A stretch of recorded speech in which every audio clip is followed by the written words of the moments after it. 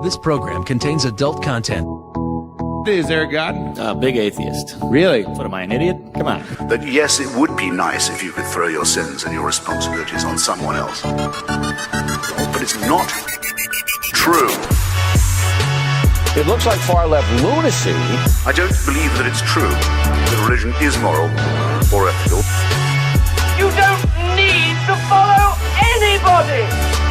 It's not human intelligence! If someone doesn't value logical consistency, what logical argument are you going to give them that will demonstrate that they should?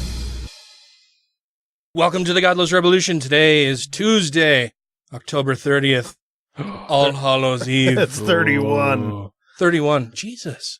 Yeah. This is episode 147. It's the last day of October. I knew it was 31. I was just testing you guys. And I'm Ryan Duffy. You're paying attention. I thought I was Ryan Duffy this week. Okay. Well, this week, sure. This is episode 180. Fuck. 20 away from the 200 mark. I don't know, that is episode number really a thing? Like, because some shows do, like, they'll some shows will record multiple episodes in one night and then break them into smaller chunks and release two. Yeah, but we don't. Yeah. We've got a lot of fucking hours of shit out there, man. I was sitting here babbling in the microphones and people still listen to this shit. Mm-hmm. But it's Halloween and I'm not passing out candy. Tracy said you guys saw it when you came in. Yeah, right? yeah. She said a chair with a bowl full of candy on it. Said, don't be a cunt, just take two. She didn't say cunt. I'm sure she would have if she'd have thought about it, but it just said, take two and have a happy Halloween and also smile for the camera because we've got the camera there at the door. There was some of us, like, don't be a jerk, just take two or something like that. Or don't be greedy. Oh, yeah, don't be greedy. Yeah, don't be greedy. It's funny that you equate greedy with cunt. I just really wanted to say it. I haven't said cunt in a while on microphone. Yeah, what have you guys been up to? You weren't here last week. What were you out doing? Last week, that little Demon Chasers film festival that we had made something for was showing last Tuesday, so we're out doing that. Then we went and had a little party at the studio and had some fun. Yeah? Yeah. A little party at the studio? Yeah. Is that where you guys... Well, where's the studio? I thought you were... So, I'm all confused now. Because I thought you guys did all the recording and stuff in Idaho, is that what you said? No, that was a different project. Oh. That's a totally... I've been doing a lot of shit. I'm all fucked up. I can't keep up with you. That was a totally different film project up in Idaho. Okay. This was the one that because we got a little film studio type place. We set up right here in Salt Lake, right across from the B Stadium. Oh, I'm sorry. No, not even that. It reminded me again of Chris Hardwick, where he's talking about dweebs in the Mandroid. Yeah. The difference, and dweebs are like from bad sperm or whatever. They're the kind of guys that like swallow in the middle of a sentence. It's like the guy will come running up and be like, "Are we all gonna go to Burger King or whatever?" I don't remember the line, and they're like, "Swallow then sentence, Randy. You knew you were going to start talking." And you just did that, so I was like, "Yeah, I did." Anyway, go ahead. Yeah, we just got that studio in Salt Lake where we're filming stuff at it with some other buddies, and yeah, we had a party there afterwards because one of the guys' birthdays that night. So we said, "Let's go to the film thing, then get drunk." I don't need an excuse to get drunk. No, but if you have one, it's even better. Oh, I guess, sure. Well, then you can justify it a little more to the rest of society, right? It's like, hey, it's a birthday party. Ordinarily, I wouldn't be drunk, but it's a birthday party. It's a birthday party. I got a good excuse. His birthday's on Tuesday, so that's why we're drinking on a Tuesday. And you can tell I'm drunk because I wait till the end of my sentence to swallow. Yes. Oh, what else you been doing? Is that it? Filming shit and filming stuff? Yeah, not being here, ready to film stuff, and hopefully some cool shit in the future. Yeah. So awesome. You want to talk about maybe potentials, or you want to wait until it happens? I'll wait until there's actually it actually happens. It's exciting stuff. Yeah. Yeah. Okay. Well, exciting stuff maybe in the future. Well, I might be gone for a little bit, but I'll be back. Mm-hmm. So I shall return. Yeah. I'm not going to say anything. I keep, there's a bunch of things rattling around in my noggin that I want to spit out, but I'm not going to even hint at what it is. Okay. And you, Mathieu? Couple things.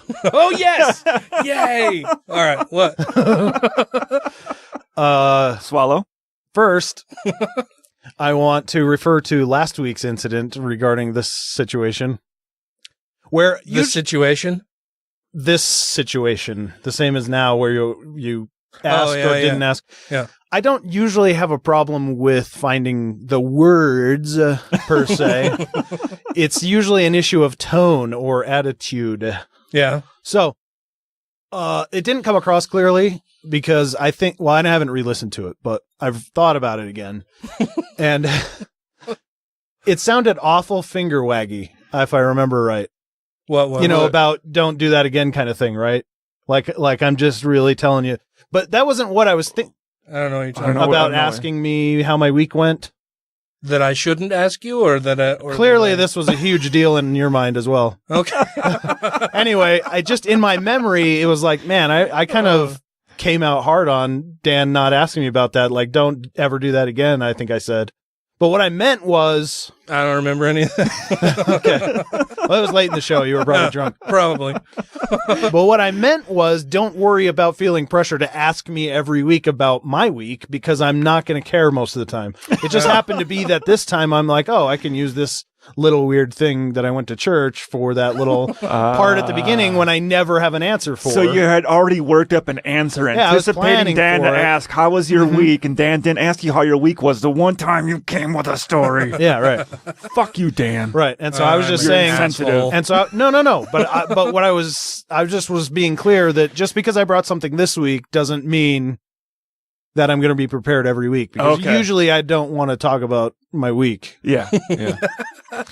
Usually I'm like, fuck, I don't like me and everything that's going on. So right. I don't want to waste any more time talking about it. Yeah. I don't want to waste people's time listening to bullshit about some idiot. So there's that. What was your line you told me outside a few weeks ago? That what was it? Your mantra? You hate. Oh yourself? Yeah, I hate myself, but I'm still better than everybody else. Yep. I like that. But you did do something else this week? I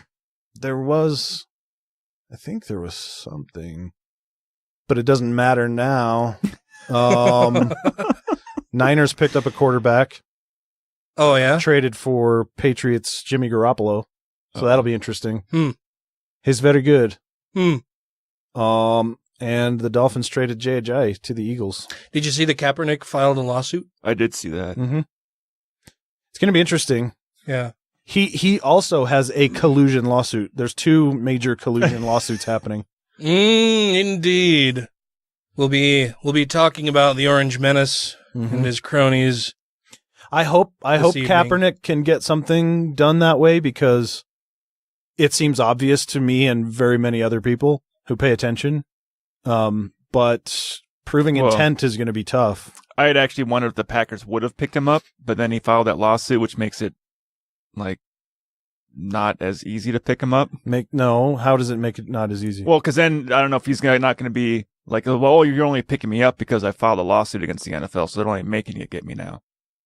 Oh, I mean, as it appearing that way. Well, that would be awfully self-destructive then, wouldn't it? Well, for him, but also appearances go a long way, and everybody else is like, oh, the Packers only picked him up because...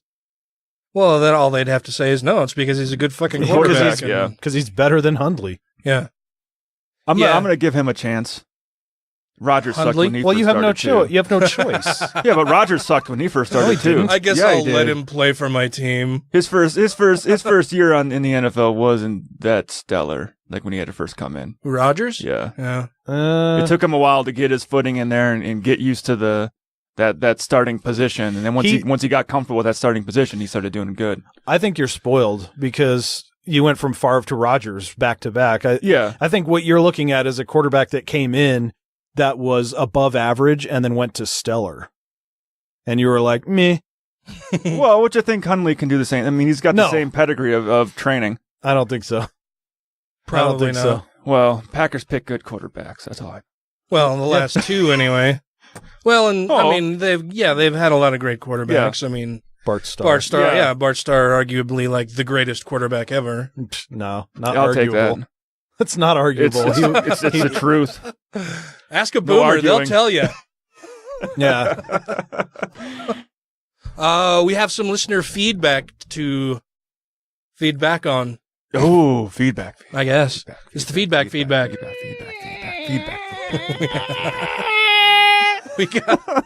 We got a message from Christy. She says, "Since you asked, I like the extended versions." So what this is talking about is a while ago during our Patreon. I don't even remember if it was just during the Patreon portion that I mentioned it. It might have been during a regular bit. I don't know. I think it was during the Patreon portion we mentioned it. But I said, "Hey, Patreon supporters, let us know what you like or don't like or want us to do more of or less of or any other ideas you have. You know, do you like the extended bit for being a Patreon supporter? Do you want just early access? Do you like the extra with the early access? Do you want bonus episodes? What do you want?" And so we've received really the all of the feedback that I've gotten from it so far are, I like what you guys are doing. Just keep doing that. Yeah. Just give us the extended bit of episode and early access, and yeah, that's great. And so Christy says, "Since you asked, I like the extended versions, although a separate show would be cool too. Either is good with me, but mostly just want to support you because I love the show and I think it is important for you guys to continue doing what you do. So even if I don't get anything extra, it's all good. Thanks again, Christy." Well, thank you, Christy. And you will keep getting extra content. Yeah, and thank you very much for sending in the feedback. Anybody else who has comments or suggestions should do so also. We also received a message from Dustin, who says, "Hey guys, my wife and I met Ryan and Dan at the after party for Lucian at USU. I used our facial hair as an icebreaker. I remember him. He's a really nice guy." I did honestly contemplate going to that, but if you have any idea how far that campus is from Orem. Oh, yeah. Yeah, because you're, an hour south of Dan, and Dan is 2 hours from Orem, so it's a 3 hour from USU. Yeah, so it's 6 hour round trip for you in one night. He says, "I took you up on your offer and have started to listen to your podcast. I can say that so far it resonates with me and I am a fan. I have a lot to catch up on, but look forward to doing so. I think in my ramblings that night I mentioned that I'm still relatively new to atheism, so finding people who share similar experiences in a state like Utah is very encouraging to me. Mm-hmm. Thank you for the work you do. I look forward to learning more and being able to contribute to the discourse. Dustin in Logan, Utah." Thank you, Dustin. It's good to meet you too, and just know there's a lot of atheist groups in this state because it's so repressed with fucking religion. So yeah, we're out there. There's a kind of a offshoot or a affiliate group for atheists of Utah in Cache Valley. Cache Valley Atheists, isn't it? I think so. I think it is just Cache Valley Atheists. You can find them. There are a lot of secular groups and organizations out on Meetup as well. I would check there.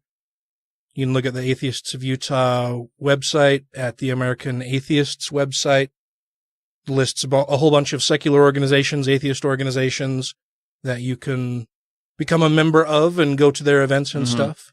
My favorite book for new atheists is called Atheist Universe by David Mills. Quick read, easy read, makes a lot of sense. And I have read that 3 or 4 times.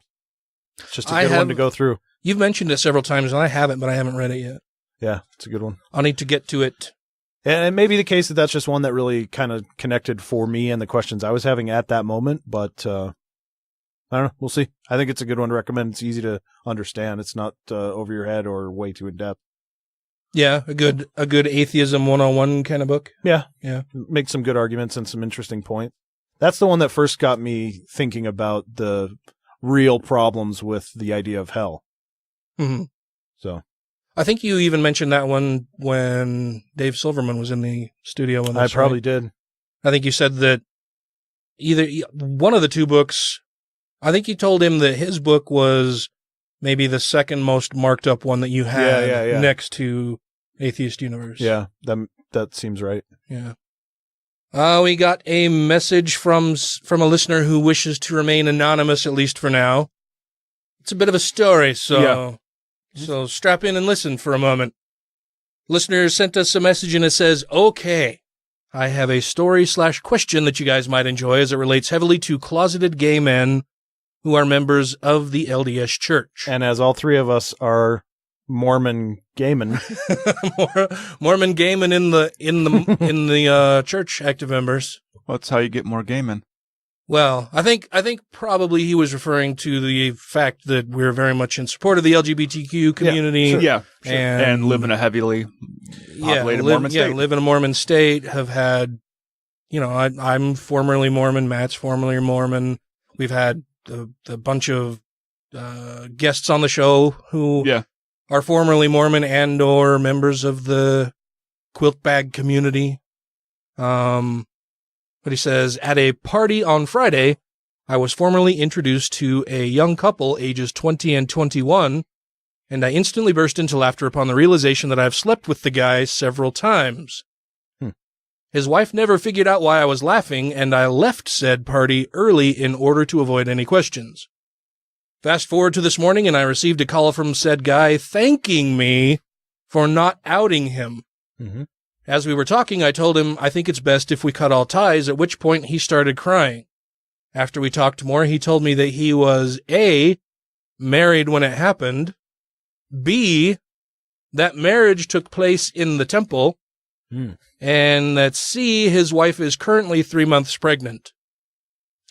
He says, every time I think about our encounter at that party, I burst into laughter, even though the reality of it is that a gay man is living a lie and feels trapped inside a marriage/religion, and is now even more tied down because his wife is pregnant. What would an appropriate response to this situation be? Feel free to throw this up for discussion on air. I just prefer my name be left out of it. I'd like to gain some insight from other viewers or listeners, the majority of whom I'd assume are much older than me. What exactly is the response to? He's looking for an appropriate response to I think what? It's back to just kind of, I would imagine, how to handle the situation. Do you out him? Do you keep his secret for him? Do you help him get out of this relationship? Don't out him. So from trying to help or just respond to the guy that's upset that they can't see each other, is that the idea? Maybe a little bit of all of the above. I mean, first... So he wants to cut ties. Yeah. And the gentleman in question started crying and they talked more. That's when he found out all this information. Mm-hmm. So I guess I'm trying to suss out exactly what the issue is that he's trying to resolve. So, well, my first bit of advice would be definitely do not out him. I mean, that's not fair to anybody. Even if the listener who sent us this may feel slighted or that this is weird or whatever, you shouldn't out somebody until they're ready to out themselves. Well, I'm not saying out him as far as being gay. Yeah. Just out him to the wife as saying, hey, your husband's cheating on you. No, you still shouldn't do that either. I mean, unless, I wouldn't do that. I wouldn't. That's all up to this guy. I mean, he's created a mess for himself.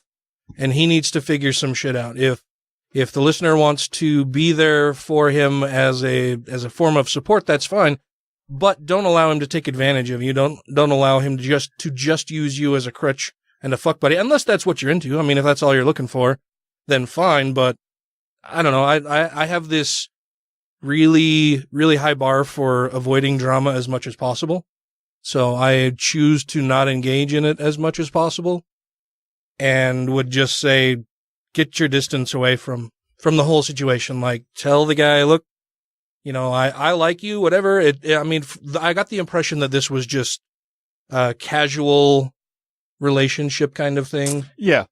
Although he did say he slept with him several times. Well, yeah. It could still be casual. It still could be, but I mean, I'm just assuming that there's something more to it because he's writing us about it.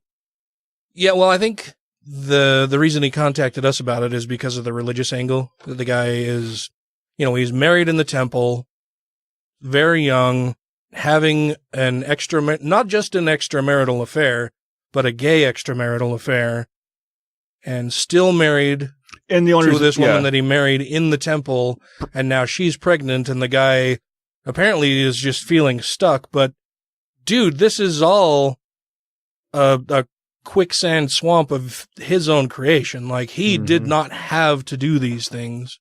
And so are you saying he had the free will? Well, and I'm sure that he was pressured. There's societal and familial pressures that would have been brought to bear on him. And that's kind of where I think the married guy is coming from. He probably got married in the temple to appease his family and to follow the social norms that were set out for him, even though he is gay and knows he's gay, but he, doesn't feel he's able to live that life because it's, or at least bi. I mean, maybe he's bi, right. Maybe he's gay and just totally closeted. I don't know. The listener would probably know better than us. He referred to him as a gay man, so, but yeah, I just, fuck me, I would run from that so fast and so hard, like, fuck everything about that. Yeah, I don't really, I'm not really sure what's up for discussion here. I mean, yes, of course, we disagree with a society that puts religious pressure on its citizens, especially when it means oppressing who they are, in their real life inside, and that they're not free to be that. Yes, of course we disagree with all of that. Yes, it creates massive problems like this situation we're seeing interpersonally. And it's now drug you into it, even though you were able to not only escape, the religious oppression, well, at least somewhat. I mean, living in the state, we're never fully out of its control, but, and also, sexually, open. And so those are two areas that this guy hasn't been able to do. So yeah, I mean, yes, we're against, societies that don't allow for those things to happen freely and without, adverse effects. But yeah, this is his shit, man. Yeah. Like I said, it's a quicksand swamp of his own making. And I mean, he's going to have to make the decision himself on whether he wants to remain in the closet for the rest of his life or come out now. And one of the replies that I sent to this listener when we were initially communicating was, this sounds like an episode of Jerry Springer. The longer he tries to maintain the lie, the more people he's going to hurt in the long run, which is absolutely true. I mean, if he is a closeted gay man, he's not going to just not be gay one day, right? He has a sexual preference. And he's going to keep searching out those relationships. Right. And they're going to be, because he has to keep them a secret, it can only lead to more destructive behavior. Yeah. More risky behavior, more destructive behavior. And ultimately, it's going to come out. I mean, you can't keep that shit buried forever. And when it does come out, does it come out now when his marriage is still, relatively new and they haven't built this life together with a child or children? Less investment. Yeah, there's much less time, money, and effort invested in the relationship he's in now. It would be best that he just tear that Band-Aid off, get the scab going, and let people heal now rather than drag it out forever, have him be miserable his entire life, his wife be miserable because her needs probably aren't being met, have the child or children grow up in an unloving relationship or in a home with an unloving relationship, and then teaching them that that's how relationships are. Yeah, it's just, he needs to figure this shit out, man. He needs to figure it out, and he needs to get out, and until then, you should keep your distance. I think. Keep your distance. If he wants help, offer it, but don't let him emotionally abuse you either, or just use you as a crutch. Unless that's what you're into, in which case, sure, go right ahead. I'm not interested in having people just use me as an emotional crutch whenever they want it. So that's just me personally. What do the rest of the listeners think? You guys can send us messages or post it. Oh yeah, I started that Facebook group. Go to Godless Rebelution community. Yeah. the Godless Rebelution community, or you can post out on our Facebook page, or you can send us an email or call and leave us a message at, what is our phone number? I haven't 33081 Rebel. I haven't actually mentioned it live on show for a while. Yeah. It's a tough situation, man. I don't envy anybody in that relationship, from the listener who sent it in, to the guy who's in the closet, to his wife, to any children they may have. If you actually care about the guy, like it's more than just a casual thing a little bit, maybe talk to him and persuade him to say, hey, either you leave this relationship with your life and be your honest self and, be yourself, or we can't be doing this anymore. Oh, yeah. Like I said, Or try to persuade him to, hey, yeah, like you said, you're not vested in this marriage just yet. Yeah, I was in the temple and stuff. You're still young. A lot of people, you fuck up a young marriage. Mm-hmm. Just get out of it. Yeah. You can still raise the kid. You can still be a father. Mm-hmm. Yeah, you can still be a father. Do you want to run the risk of, raising your child in this dysfunctional home, or get out, have you be happy, have your, now wife, future ex-wife be happy with somebody else who would live up to her godly Mormon standards, or whatever else, or whatever path her life takes after this, where everybody's happy and the child can grow up in a well-adjusted home and realize that there are many different kinds of relationships, including my daddy who's gay and in a relationship or doing his thing, whatever. Or do you want to remain in the closet and teach the kid that that's how life is? I don't know how I feel about that approach. Which approach? The one you guys were just discussing. I think for the listener who sent this in, you just go away. There's no reason to go back and try to tell him what he should or shouldn't be doing with his marriage at this point. I mean, you don't know any better than he does. Just depending on their level of involvement. Still, I just think, like, if it was that's just entirely for this other guy to figure out at some point. Yeah, there's, other people might be adversely affected based on his decisions, but that's what we're all doing.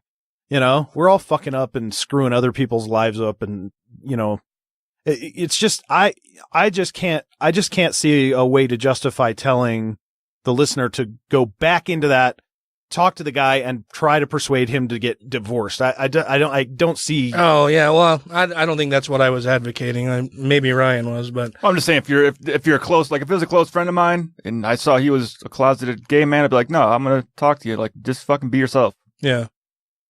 Well, yeah, I mean, I would definitely offer advice to anybody who came seeking it or came to me complaining about the situation they're in. I would tell them, look, man, this is what I'm seeing. If I'm wrong, let me know, but here's what I see and here's what I would do or what I would suggest. But that's really all I have to say to you at this point. Like, unless there's any new information, these are my current thoughts on this. Do with them what you will, but don't keep coming to me with the same thing over and over and over and over and expect a different answer, because this is the answer I'm giving you. Hey, everybody, it's X from the Utah Outcasts podcast and YouTube channel, and you're listening to the Godless Rebelution.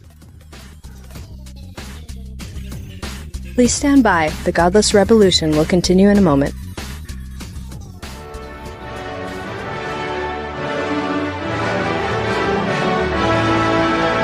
Here follows a public service announcement for the Two Skeptical Chaps podcast. Greetings, Americans. Over here in London, we are well aware that not all of you are loud, xenophobic, racist, sexist, religious nuts. But many of your politicians who display these frightful traits seem to be quite popular. Particularly a certain wall-obsessed, small-handed, best-word-using, daughter-perving, war-inciting, candy-floss-headed clown. To those of you who choose to follow such balderdash, we strongly recommend not to listen to the Two Skeptical Chaps. It probably won't be your cup of tea. Otherwise, give us a listen. Each episode, we cover any news or current affairs from across the globe. Things that annoy or delight us. That's two, as in the number 2. And skeptical with a K. The wrong way to spell it. Cheerio.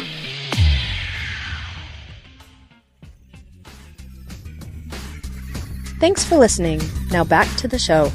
What'd you bring? I just think it's fascinating that Ryan would think I'd be attracted to him, even though I'm not very sexual.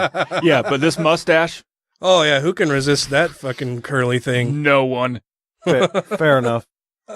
There's a thing on YouTube. So I just happened to catch this commercial that's going around, and it's pretty awesomely terrible.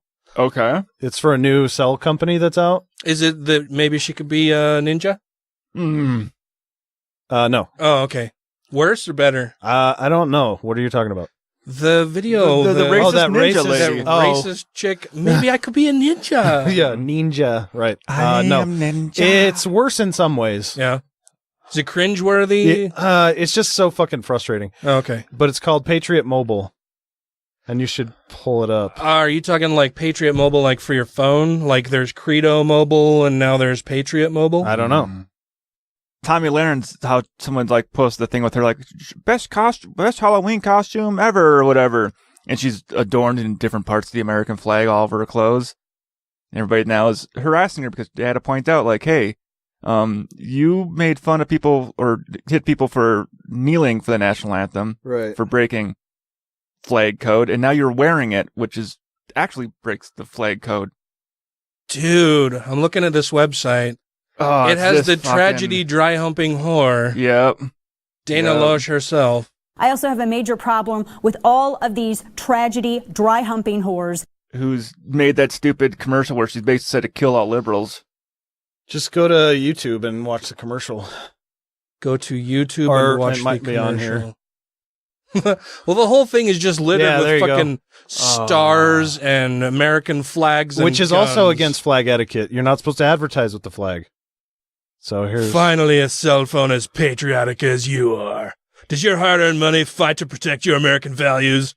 In 2012, a phone company based out of San Francisco, California, redefined political engagement, spending millions of dollars to defeat 5 conservative congressmen, including leading national voices Alan West and Joe Walsh.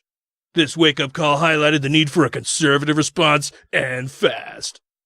The issue is that too many cell phone companies out there today use their profits to help fund those who are doing everything they can to see our conservative America fall.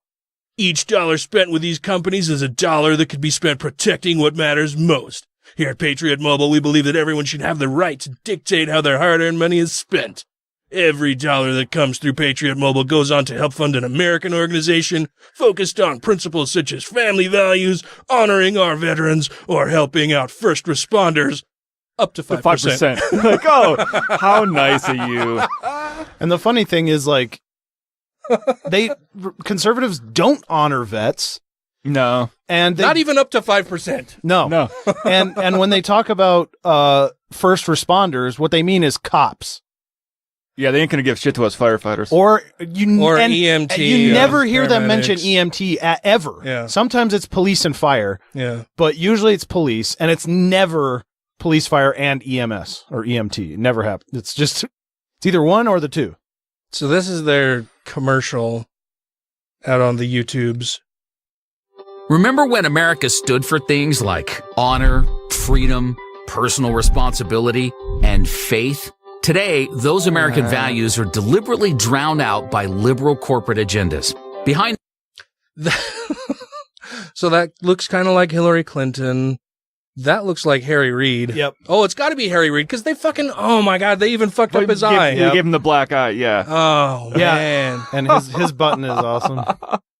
Re-elect socialist. Vote for gun grabber. Jesus Christ. And I like that at the beginning when they're talking about values and they say personal responsibility and they show a cross. That's the opposite of personal responsibility. Oh, yeah, that's negating your personal responsibility. Agendas. Behind the curtains of campaigns is an incredible exchange of money from companies to candidates in exchange for government handout. So this must be Nancy Pelosi. Yeah, and that's Hillary. I'll bet this is Hillary. That's Joe Biden. That's Barack Obama. Yeah. Oh, yeah, because my name is Joe. Hope you change. Our nation's mobile phone companies, some of the worst offenders. They have provided almost $100 million to help elect liberal candidates, leading to the election of more than 10,000 liberals to public office. Shocking. Aren't these the same people who go on and on about how great they are and how wonderful their policies and plans must be because they hold the governorships, the White House, and Congress? Now there's too many but there's too liberals. fucking many liberals out there. We have to have everything. And they keep making them laws where we can't have our bibbles and our guns. Well, and also, if they want to talk about big money and lobbyists buying politicians, fucking come on. Yeah? Come on. Oh, okay. Come on. Yeah, let's look at how many religious organizations I was going to say, did you guys need me to fill in that gap there? Yeah. Like with the Koch brothers and Goldman Sachs and all that shit? Well, we're just waiting for you to fill our audience members in. No. Well, I don't think our audience members are stupid. Well, difference, Ryan. Here's how it works. Hardworking Americans pay their cell phone bills every month. Big Mobile gives millions to liberal candidates. Big Mobile.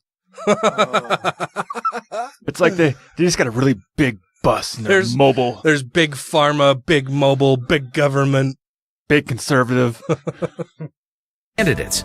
Newly elected liberals then authorize billions in government subsidies to Big Mobile to provide free cell service to the do-nothings. Oh my God. Whoa. The do-nothings. The do-nothings and their free mobile phones. Wow. They need to get fucking jobs. Well, it's really hard to do that without a phone number for somebody to contact you. That's not my fucking problem. They need to have babies, too. And a bibble.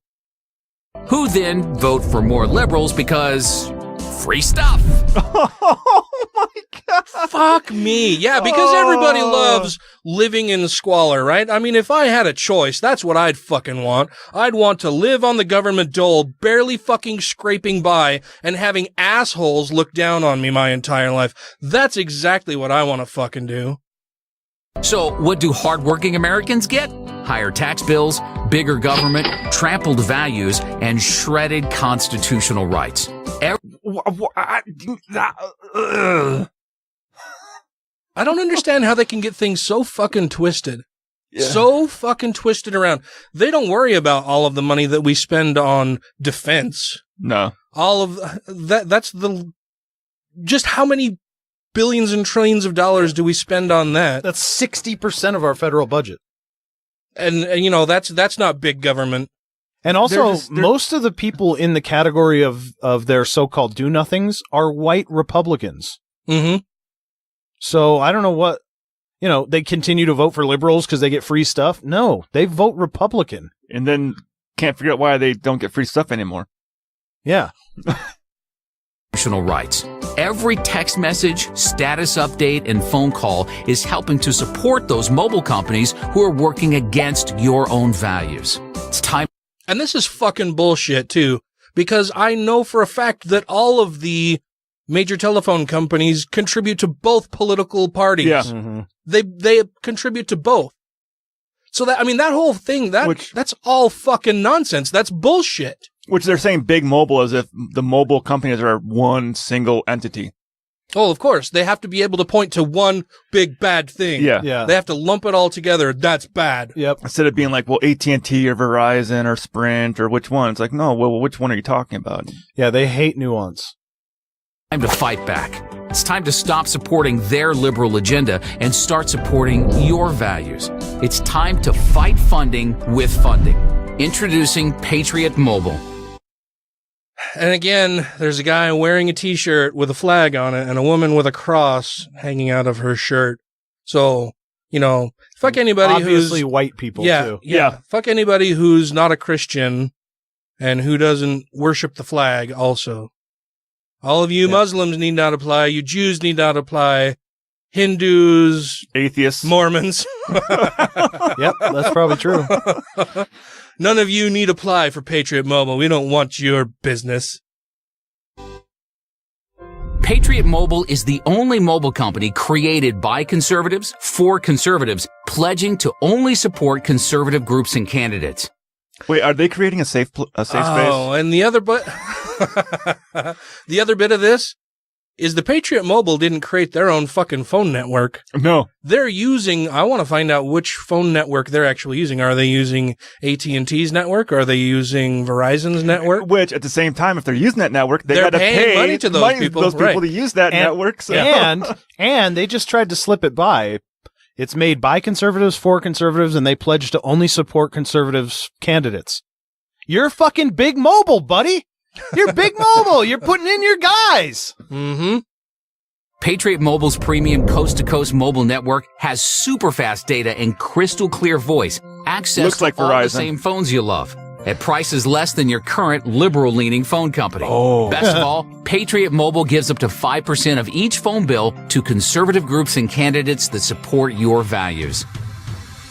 With the same quality service and price, plus knowing... Same quality service and price as what?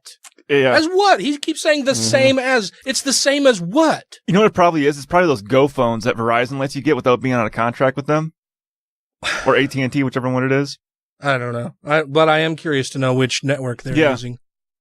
Your hard-earned money is protecting your beliefs. Why would you not make the switch? Visit Patriot Mobile. Why would you not want to give us your money instead of those pinky commie bastards? Well, those gay-loving homos over on the left. Why would you want to give them your money? Do you hate America? If Patriot Mobile was so patriotic and they loved America, they would only keep 5% of the bill, and they would give away 95%. Mm-hmm. Right. The switch. Visit PatriotMobile.com to learn more. Patriot Mobile. Same quality, better prices, supporting a better cause. We're giving America back her voice. Wait, now it's better prices? Yeah, but there's going to be a 5% surcharge on there. Well, do you think anybody who would actually sign up for Patriot Mobile would ever be asking any of these questions? Like, why is it only 5%? What network are you using? Because you're still going to be paying big mobile then. Or did you put up your own cell towers? Yeah, and 5% of my bill isn't what Patriot Mobile is charged to lease the network lines and access, right? So much more of my bill is going to quote unquote big mobile than the 5% you're fucking donating anywhere else. And they don't even list their prices. But it's a bunch of, well, they're probably on their website. Well, because they said they're better than liberal prices. And I'm like, well, I know people that have, like, they do like the AT&T has a plan right now where you can get unlimited data and stuff for like $40 a month. Mm-hmm. That's pretty hard to beat with the cell phone plan with unlimited data. It's fucking garbage. Oh, and then their plans are named freedom of speech with no data. No data. so you pretty much, here's a phone, you can't use it. You can call 911. Well, you have the freedom of speech only. Yes. Freedom of speech only. They should call it First Amendment phone. The next plan up is the Republic. For $40 a month for 2 gigs of data? That's bullshit. Constitution is $60 a month for 5 gigs. The Patriot is 10 gigs for $75 a month. That's fucking... Oh, I like that. Everything. So talk, text, and data. Once user reaches plan limit, it will be slowed down. Unlimited, the Independence is their top plan at $85 a month for unlimited data. I have unlimited data through T-Mobile, and I pay, I think, $40 a month. Yeah. So half of this... Yep. Yeah. So this company is taking advantage of the credulous dumbasses who watch their fucking stupid video and see all the goddamn flags and fucking eagles and stars and crosses and Bibles on their fucking page and are like, take my money. You can't take it fast enough. This is phone plans for Jesus. You know, speaking of this one, I did see there is a guy building a community in Texas that is built for conservatives by conservatives. I'm like, you guys are just, I'm like, you rail on safe spaces and now you're building a safe space phone network. A safe space fucking conservative only community because they want to get away from evil liberals. Oh, of course they do. Nobody likes to see anyone. I don't want nobody questioning my dumbassery. I mean, they don't want to go to a restaurant to see a menu that has offerings like vegetables only. I would love to see the Bible Belt finally get their wish at seceding and give them 20 years to run all of their fucking conservative policies uninterrupted and fixed by Democrats and see how fast they tank that fucking country. It's going to go straight down the pooper. I mean, down the pooper. That's what they keep saying about California. Like, look at California. Them liberals destroyed that state.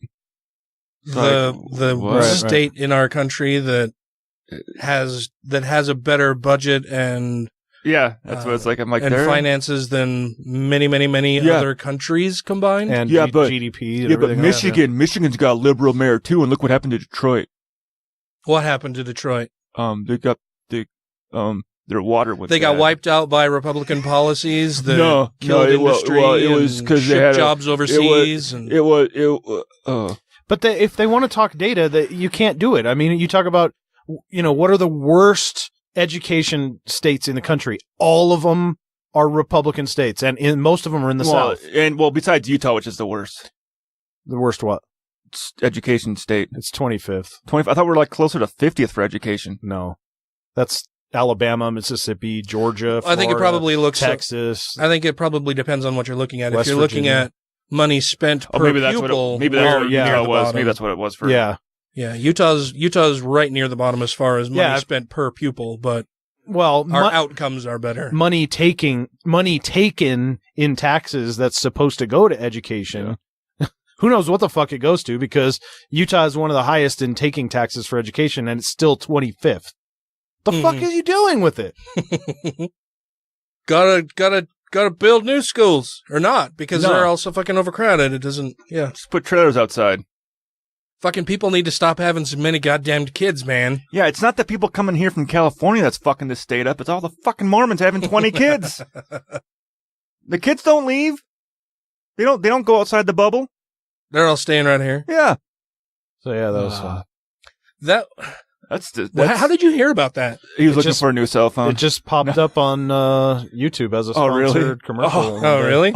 Yeah. I was like watching Dexter episodes or whatever, and then I'm like, what the fuck is this shit? This is Phil Ferguson of the cleverly titled The Phil Ferguson Show, and thank God you're listening to the Godless Rebelution. Christopher Hitchens, how would you sum up the impact of the Ten Commandments? As an appeal to give your allegiance to a totalitarian authority. It's a document of a very aggressive and cruel tribe and religion. And it shows obvious things like this code are common to all human morality, and I would say innate, and that a religion gets its morality from humans and not the other way around. The Ten Commandments have underpinned Western law for centuries, indeed for millennia. What's wrong with that? Well, what's wrong with it is it isn't true, of course. The fact is, anybody, Socrates, for example, Plato, his recorder, anybody who is interested in virtue, justice, truth, the right thing to do, is going to examine what is at the heart of good human behavior. But let's look at what they don't do. They don't stop slavery, there's no mention of it, and they kept slaves. So, hello. What a perfect society they had because of their Ten Commandments. What did God forget? The Ten Commandments are the hysterical believings of a group of desert tribes. Those desert tribes have stored up more misery for mankind than any other group of people in the history of the planet, and they're doing it to this day. To say that should underpin the way we live, to say it's a commandment, that gives all your game away. How dare you command? You bid us be commanded. I think life is much more exciting than that. It's to do with finding out. It's not to do with being told by some awful patriarch. Stephen, we're not speeching. We're trying to answer. I am, sorry. I'm happy to. Because these damn commandments of yours, you say they've made life better. I say they've suppressed and tyrannized and bullied. The next rant will start right after this. Hey, everybody, we're the Utah Outcasts, and we want you to listen to our show. We're a rowdy bunch of super liberal atheists that reside in the state of Utah, who bring you current events and featured content on a semi-weekly basis. Whether it's us poking fun at the religious right or ranting at the world in which we all reside, we want to borrow your ears for about an hour twice a week. Hey, and don't forget to tell them the best part about it. Oh, yeah! The show's free for all. It is indeed, so if you like free, we're available through iTunes, Overcast, iHeartRadio, Stitcher, Spreaker, Google Play, Patreon, and even in full HD video via YouTube. Give us a listen. You won't be sorry. You and the Godless Rebelution will be reassimilated in 3, 2, 1. I guess you guys heard about Bob McNair, No. owner of the Houston Texans? No. You did not? No. This should be fun.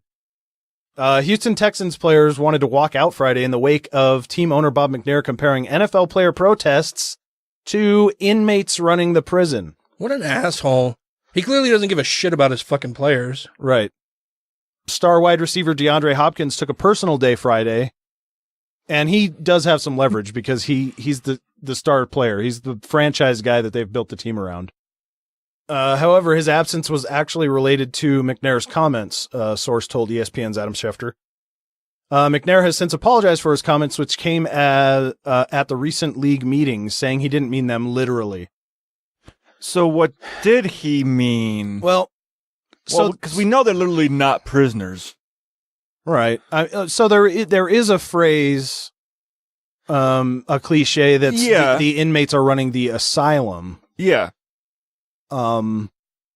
Maybe he meant that, but it's almost seems a little bit too Freudian then for how he views what's going on. That clearly what he's trying to say is we have a tail wagging the dog situation. So do you think he's just not good with the wording? Well, I don't know. I mean, I would tend to lean toward the side of racist asshole. I mean, because in this kind of a situation, he's either racist or he's racially insensitive. Yeah, completely tone deaf and ignorant of a whole lot of other shit that's going on. He's an old white billionaire who owns a football team in Houston. So I'm guessing he's probably fucking racist.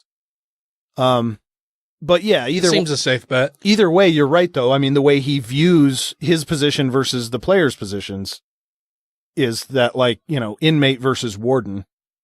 And I saw someone on Facebook said that, you know, this is seriously one step away from the slaves are running the plantation.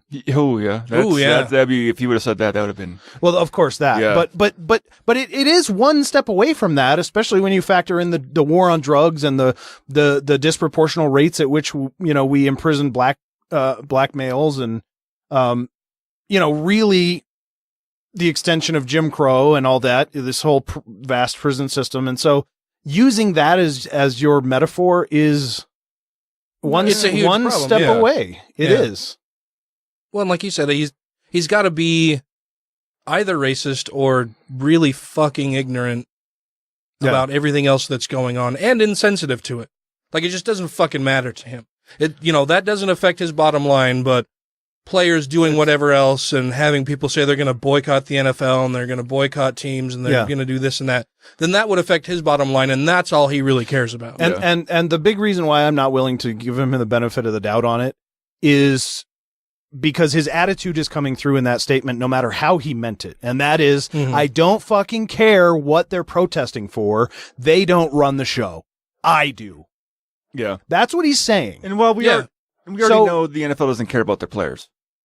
True, but what I'm saying is, even in this situation, he's not even trying to pretend to care. He's just saying, no, I call the shots. End of story.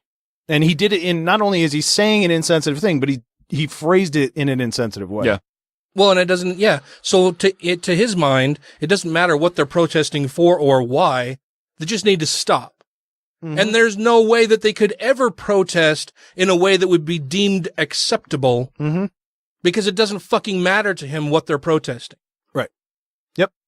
Doesn't matter. Oh, and the other thing I've been seeing some people get pissed off about is now that they no longer show the national anthem being played during the start of the games. Yeah. Like, what? I'm like, is it really that big of a fucking deal? How am I going to stroke my meat now? How do I know? That's the only reason I come to these games is to beat off while they're fucking singing the national anthem. Well, or while I sit on my recliner and with a beer in my hand and I play nachos on my chest, and the national anthem's playing on the TV, and I want to be pissed off that a black man's taking a knee. Yeah, fuck, half of them aren't even on the couch; they're in their fucking Walmart cart trying to get more donuts. They don't care. They just want to get on Facebook and complain about it as if they even watch the fucking games. No, that's absolutely right. He like I said, he doesn't give a shit about his employees, his players. All he fucking cares about is making more money. Yeah. And sitting and maintaining in his position of privilege over the players that he buys and sells like they're fucking cattle. Yeah. Yep. And some of the people I saw on Facebook that were the most outraged over the kneeling incidents and saying they're going to boycott the NFL are the same ones I see every Sunday and Monday night giving play-by-plays on Facebook about the game and how that person's fucked up. That was a bad call. It's like, well, you're really not doing a good job boycotting this shit. Mm-hmm. You know, and the more that I think about it, I don't even know that it's a full step away from slaves running the plantation. Because, you know, when I just said he buys and sells players, yeah, like I know, yeah, that I was crossed like, my mind too. Oh shit, like, yeah, they do that, like, yeah, they do. They buy and sell people to perform for them as their function, and they have other and that's people all hit that 'em. they fucking care about them for. Yeah, like I was just saying in the opening at the top of the show, two pretty big trades: Jay Ajayi from Miami to Philadelphia, and Jimmy Garoppolo from New England to San Francisco. Those players get to say fuck all about what happens. Yeah. The coaches get together and say, yeah, that's a deal that works for me. Yes, it's a deal that works for me. All right, Jimmy, you're moving across the fucking country now. Mm-hmm. You're going to go live in the Bay Area. You've been here for 4 years or whatever, but how now much you're can gonna you go. bench press? Do you have nice teeth? Yeah. I mean, that they look at all of that. Yeah. Wow. Yep. That the gravity of it didn't really hit me until I just mentioned that offhand thing. And I was like, oh shit. Yeah. That's what they do. Yeah, and it's like, hey, can you come into my office? This owner has seen your video, and he thinks you have a lot to offer him, so you're going to go work for him now. We're moving you to a different plantation. Yeah, And you're to gonna that go- owner. Yeah. You're going to go fight for his entertainment now. Yeah. Yeah, you're not under this owner anymore. Yeah. You're owned by that guy now. Wow. Yeah, that's interesting. I'm going to be thinking about that for a little while. So Roy Moore. Yeah. Do you guys know Roy Moore? That I despise Roy Moore. Yeah, that former Alabama judge that has run for Ten Commandment judge. Senate in Alabama? Yeah, the guy that's been he's running to fill debenched and- Jeff Sessions' seat. Yeah, twice. Yeah, right. During the special election. Moore was stopped by reporters while walking through a Capitol Hill hallway when he was asked repeatedly if he stood behind his previous comments that Representative Keith Ellison shouldn't be in Congress because he's Muslim. Moore wrote in a December 2006 editorial suggesting Ellison should be prohibited from taking the congressional oath because of his religious beliefs. So now I personally will state that Roy Moore should be exempt from office because of his dangerous religious views that are clearly contrary to the laws of this country. So now what do we do, Roy? If all you have to do is just say so, oh, well, this guy shouldn't be allowed to hold office because of his religion. What is going to stop everyone from saying that about you, you fucking idiot? Well, it doesn't. Well, because America's based on the Bible and Christianity and Judeo-Christian values in America and and I'm not going to get monster truck. Well, Moore's a Monster fucking trucks. coward as well because he sidestepped reporters' questions by saying it was a very complicated issue. No, it's not. When pressed further on why he wouldn't address the issue today in Washington, Because he's a fucking coward. but he would in Alabama, Moore replied as he entered the Capitol elevator, reporters just don't understand religious liberty, where it comes from. It comes from God, not from the Constitution. So that's a really fucking great start for a guy who will need to pledge to uphold the Yeah, Constitution. why the fuck is he running for a government That's position? that's then? exactly Why what I isn't said. Why isn't he Yeah. a fucking pastor? Yeah, Why go is be he a doing pastor. That's that? exactly what I have fucking written here, dude. Really? I said, why is he even running, as a matter of fact? Go be a fucking pastor and leave all this quibbling shit to God. Like, if God is unhappy with what's happening in Washington, let him fucking change it. Yeah, and if religion is the most important thing to you, then fucking go Yes, do that. go do Stay that. the fuck out of our government. Go do your thing, buddy. Right.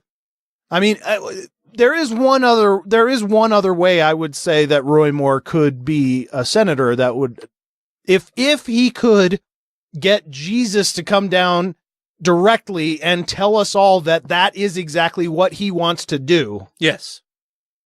But until then, we need to make our own laws. And then I want to make sure that Jesus sticks around for a Q&A session so that we can all ask him a bunch of difficult questions about why shit is the way shit is. Well, it's because that's just the way and like, why did it's you a bunch of digested like why food did you can't why really did you do. come down here to tell us that you and your dad picked Roy Moore for this position? Like, how many kids are being held captive and raped right fucking now while you're talking about Roy Moore filling Jeff Sessions' seat? Well, that's a complicated issue. I'll leave that to Roy to answer that question for you. Thanks for coming, everybody. President Trump has echoed that sentiment during an executive order signing on religious liberty at the White House. Quote, no American should be forced to choose between the dictates of the government and their faith. He added, freedom is not a gift from government. Freedom is a gift from God. But he's choosing to run for government instead of being a fucking pastor. Yeah, Go do that. And he's also choosing to put God ahead of the government while choosing to run. Yes, exactly. Yeah. But, you know, honestly, after I just read that out loud, there's no fucking way Trump wrote that. Like, first of all, Trump doesn't fucking care about religion. Yeah. At all. But he likes to pander. He cares about it insofar as it can get him what he wants. Yeah, the image. Right.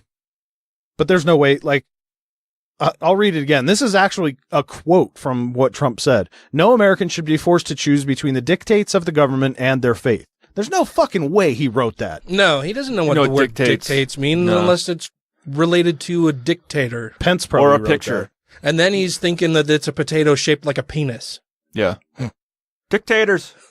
I got my dictators. While Moore maintains the freedom that the freedom comes from a higher power, according to the ACLU, as enshrined in the First Amendment of the U.S. Constitution, which apparently Moore cares nothing about, religious freedom includes two complementary protections: the right to religious belief and expression, and a guarantee that the government neither prefers religion over non-religion nor favors any faiths over others. So, it's interesting too that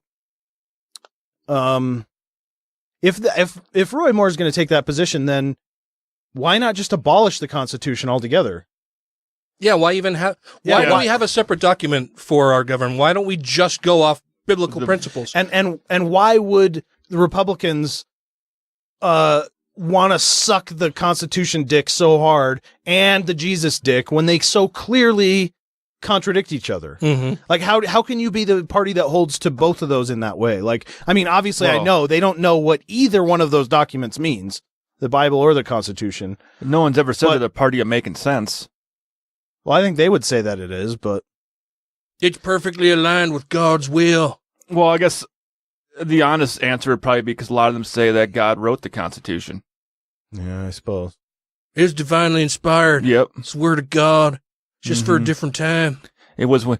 is that your Bush impersonation? Like W, I know you do. Yeah, a little bit. I was like, whoa. I wasn't intending to, but yeah, I was like, that sounded like W. Unlike the Book of Mormon, when God returned in 1776 to dictate the Constitution, or 1786 to dictate the Constitution. Dates are all relative, Ryan. They are. It's well, right. they mean something because our Declaration of Independence was 1776, but our Constitution wasn't really formed until 1786. Well, I guess so. We just know that Jesus did it. Yeah, because Jesus came down. He sat in that courthouse with all the dictators. They had dictators and ketchup. And Jesus knew that black people were only good for 2/3 a person? Yep, he did. And he said... 3/5. 3/5, that's right. Well, I've never been strong at math. Well, true. Because it fooled you twice. Wait, did I say math or myth? Math. Well, either Math. one, really, I mean. Yeah, you blew up that last trailer, didn't you? No, Roy Moore... It's a fucking cock. That guy's fucking despicable. I remember when he was going through the whole deal with the 10 Commandments, and he's like, I'm not going to do it, and nobody can tell me that I have to. All right, well, we'll fucking fire you. Yeah, twice. Now I'm being persecuted. Yeah. Oh. No, because you're not following that fucking Constitution you love so fucking much. I'm a judge who's supposed to be the one talking about laws according to the laws that are passed for our government. Yeah. Their not job, biblical laws. I know. Their job is to be caught up on case law, statutes, all the things and all the things that govern our society, and then they can, quote, pass judgment based on all of those things that they've learned about keeping up with what our society has decided to do. You don't just get to go to the bench and say, to hell with all that. Yeah. This is what I want to... I mean, that's what Scalia did. They just say, fucking to hell with precedent, to hell with everything we've learned. I don't care about any of the laws that we've decided on. I don't care. I'm just going to do what I want. Because the one book they're not allowed to bring in there to use to pass judgment is the fucking Bible. Well, they're not supposed to. Yeah, they do. Well, do I that. mean, but if you were to have a court case and you're given your guilty or you had your verdict and you're citing, well, according to case this, according this, to this. Ephesians chapter 3, verse 12. They're smart enough to not do that. They just decide beforehand, okay, well, I'm going to rule with something that's consistent with the Bible. They're not going to say, based on, math, 2 Timothy or whatever, they're not going to say that. They're just going to say, well, no, you can't, what? Based on math, 2 Timothy. It was funny because you were making fun of me and then I know, and I'm like, I fucked it all up. And you had a good one, too, because I did mess that up. Hi, I'm Lucian Greaves, spokesperson and co-founder of the Satanic Temple. Check out my website, grayfaction.org, if you want to be disgusted and alarmed. You're listening to Godless Rebelution. And so what concerns me now is, even if you're as brilliant as Newton, you reach a point where you start basking in the majesty of God, and then your discovery stops. It just stops. You're kind of no good anymore for advancing that frontier. Waiting for somebody else to come behind you who doesn't have God on the brain and who says, that's a really cool problem, I want to solve it. They come in and solve it. But look at the time delay. This was a 100-year time delay. And the math that's in perturbation theory is like crumbs for Newton. He could have come up with that. The guy invented calculus just on a dare, practically. When someone asked him, Ike, how come planets orbit in ellipses and not some other shape? And he couldn't answer that. He goes home for 2 months, comes back, out comes integral differential calculus because he needed that to answer that question. And so this is the kind of mind we were dealing with Newton. He could have gone there, but he didn't. He didn't. His religiosity stopped him. And so we're left with the realization, of course, that intelligent design, while real in the history of science, while real in the presence of sort of philosophical drivers, is nonetheless a philosophy of ignorance. And so, regardless of what our political agenda is, all you have to say is, science is a philosophy of discovery, intelligent design is a philosophy of ignorance. That's all. I don't need to see have you discovered anything lately? If not, get out of the science classroom. Thank you to everybody who has rated the show on iTunes and Stitcher and are following us on YouTube, Twitter, and Facebook. And to all our Patreon patrons, you make the show possible. Speaking of people who can't talk very well, should we talk about the Orange Menace? I guess we can and should, because yesterday, was like fucking Christmas to me. I heard about the indictments on Friday, and I was like, ooh, oh my God. Mueller's filed some paperwork. It's going to be indicting somebody. And they're sealed, and they could arrest somebody as soon as they want, but it'll probably be Monday. And so, like, all weekend long, I'm following the news. And yeah, Sunday night, it was like Christmas Eve when I was a kid. Like, I'm just laying in bed like, oh my God, what time are they going to do it tomorrow? Are they going to do it in the middle of the night? Do I have to get up way early and go and check and see what presents the news fairies have left for me? Oh God, what? And who is it going to? Is it going to be more than one person? Is it going to be somebody really big or somebody lower down? I just don't know. I'm just so excited though. Honestly, dude, I was fucking super excited about it. And I figured it would have to be Manafort because he'd been told that he was going to be indicted. Yeah. He's FBI been under raid. investigation. Yeah. The FBI invades his house on a no-knock warrant, raids it, takes a bunch of computers and documents. So I figured, like, I was like 85, 90% it's going to be Manafort. And then the remaining 10 to 15% could have been fucking anybody. Because they haven't leaked much information at all about any of the investigation. They've been really good about all of that. Which, if it was an actual government thing, it would have been leaked a long time ago. But since it's a special counsel, well, it's still kind of a government thing. well, it is, but it's on its own. Like, he's got his own. Like, he doesn't have to. He's not a duly elected representative. Yeah, and he's not having to report to like the president or report oversight to committees and shit like that. Yeah, but I was very, very excited all weekend long, and then when I woke up Monday morning, rolled over, I grabbed my phone first thing and went to the news section of my Googles. and saw that Manafort had turned himself into the FBI. And And Gates. Well, I'm like, who the fuck is Gates? Yeah, his lackey Gates. Yeah. And then later I hear about this guy Papadopoulos. Like, who the fuck is this guy? And he was the big one. I think Papadopoulos is going to be... He's the key. Yeah, he's going to be the fulcrum around which all of this tips up and down and sideways and back and forth. Because he's the one... spherical fulcrum. Yeah, well, it's very pointy. It's just like a cone with a point and a larger platform with everybody on it. Because so is it we like live one of on those... a flat planet anyway. Because the Earth is flat. And so Papadopoulos is just like the turtle back at the very top.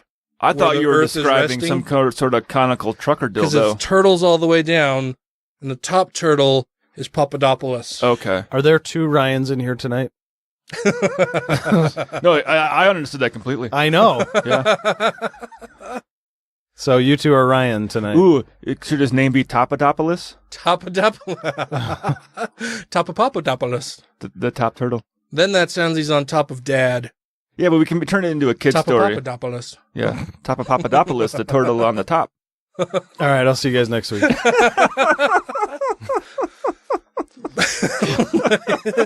But so the whole story behind his arrest and indictment and him pleading guilty to lying to the FBI and then nobody knowing about this. I think he was indicted and arrested in either June or July. Yeah.